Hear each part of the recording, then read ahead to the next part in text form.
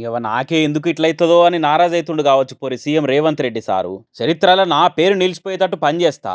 X సీఎంలో ఆనవాలే లేకుండా చేస్తా. అందరు తెల్లారి లేస్తే నా పేరే తలుచుకునేటట్టు చేస్తా అనుకోని ఆఖరికి మీటింగుల్లో మంది ముందే సొంత పార్టీ లీడర్లే ముఖ్యమంత్రి పేరు కాడికొచ్చే వరకలా తడబడే కాడికొస్తుంది కథ.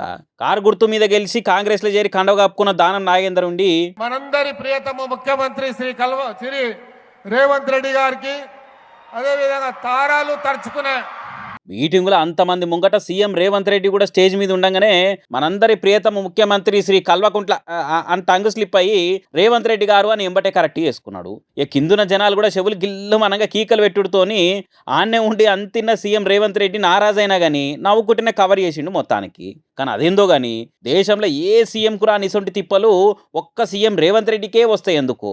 సినిమా సెలబ్రిటీలు ఆటగాళ్ళు ఆఖరికి సొంత పార్టీ ఎమ్మెల్యేలు కూడా ఇట్లా పేరు మర్చిపోవడో లేకుంటే అలవాటై అప్పటి సీఎంల పేర్లు ఎప్పుడో చేసి 10 మందిలో సార్పతార పల్సా చేస్తారు పాపం. కానీ గమ్మత్ ఏంటంటే హైడ్రాజయంగా ఉన్నగూడు కూలిపోయింది అనుకుంటా, 6 గ్యారంటీలు ఆగమాయగా అనుకుంటా, మోటార్ లాంచ్ చేసి నీళ్ళు ఇడుస్తలేరుగా అనుకుంటా, కళ్యాణ్ లక్ష్మి షాదీ ముబారక్ బంధు పెడతట్టే ఉండుగా అనుకుంటా, రైతు బంధు టైంకి వచ్చి పాడైతలేదుగా అనుకుంటా, ఆడోళ్ళకి ఇస్తా అన్న నెలకు 2500 పత్తా లేకుట వాయగా అనుకుంటా, నోటిఫికేషన్ లేమాయని నెత్తినోరు కొట్టుకుంటా, ఇట్లా తీరొక రకంగా తెల్లారులేస్తే రైతులు ఆడోళ్ళు ఆడవిళ్ళ తల్లిదండ్రులు నిరుద్యోగులు ఇంతమంది రేవంత్ రెడ్డి సార్ పేరును యాద్ చేసుకుంటూ అత్యంత లేస్తూనే ఉన్నారు. కానీ మళ్ళీ అదే రేవంత్ రెడ్డి పేరును ఇట్లా వాళ్ళ పార్టీలో మర్చిపోయి ఫా అనిపించి పరిశాన్ చేస్తున్నారు పాపం అని అనుకుంటే కామెంట్లే పట్టిర్రు.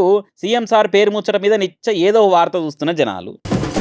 దేశమంతా దేత్తడిగా 15 ఆగస్టు సంబరాలు చేసుకొని జెండా ఎగిరేసినట్టే తమిళనాడులో సీఎం విజయ్ కూడా జెండా వందనం చేసిండు.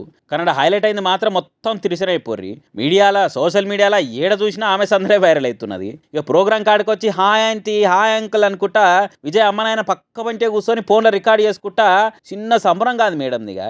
ఇక సీఎం విజయ్ని ఆయన పనితనాన్ని తెస్తున్న పథకాలని చూసుకుంటా దళపతి ఫ్యాన్స్ అంతా ఖుషి అవుతుంటే నేను వచ్చేసా అని అనుకుంటా ఎప్పటికప్పుడు ఎంట్రీ ఇస్తుండే వరకలా ప్రతిసారి ఈవిడెంట్రీ ఏంట్రా నారాజ్ అవుతురట విజయ్ అభిమానులు. టీవీకే గెలిచింది అని తెలివంగానే కారేసుకొని చక్క విజయ్ ఇంటికే వచ్చే ప్రమాణ స్వీకారాన్ని కూడా పట్టుచీర కట్టుకొని హాజరుపడి విజయ్ అమ్మని కలిసి అలుముకొని ఆడ సందడి చేసింది. ఇలా జెండా వందనానికి కూడా జరుగురి అనుకుంటా ఎంట్రీ ఇచ్చింది. ఇట్లా ఇక ఇదంతా చూసిన విజయ్ ఫ్యాన్స్ ఉండి మొన్ననే కదా వదిన సంగీతమ్మ ఇడుపు కాయిదాల కేసు వాపసు తీసుకునే వరకలా అమ్మయ్య విజయ్ అన్నకి ఫ్యామిలీ పరిసరాలు తీరినాయి మళ్ళా కుటుంబం కలవబోతుంది అని అనుకున్నది. ఈలోపట్టి మళ్ళీ ఎందుకు వచ్చింది అని అనుకుంటా కామెంట్లు వేస్తారు గట్టిగానే. ఇక టీవీకే కార్యకర్తలు ఉండేమో ఎలక్షన్ల ముంగట ప్రచారంలో మా విజయ్ పాతాలను పల్స చేస్తందుకు పక్క పార్టీలు ఈమె పేరును వాడుకొని లింకులు పెడతారు.